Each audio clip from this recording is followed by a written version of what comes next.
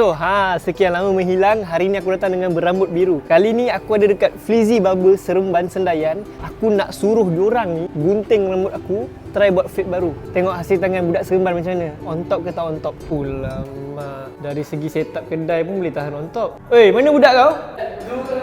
Semua? Budak dia semua kat belakang. Tapi aku kita kejar budak dia jap. Sebabkan selama ni aku tengok konten dia dekat TikTok bukan main lagi estetik. Kali ni aku cabar dia buat rambut aku macam cerita budak tebing tu. Boleh tak boleh? Let's go, mari. Mari. So kita tengok pasir ke tak pasir. Mari. Kelang kabut. Oh, okey faham. Aku kenal dia tu. Bila? Nampak dia tu. Dan aku mengarut lah.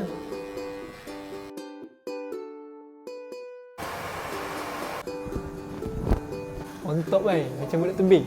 So kita payung dia punya fade belakang macam mana.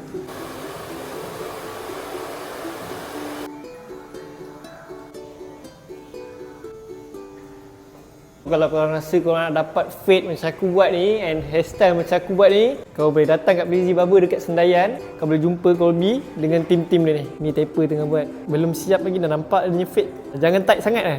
Mantap kan kau? Terima kasih tu. Cantik kan rambut aku. So lepas ni kalau nak jumpa kau kena datang dekat Frizzy Barber Sendayan So korang boleh datang kat Frizzy Barber Merchant Square. Ciao. Cuba komen next kita cari barber mana lagi.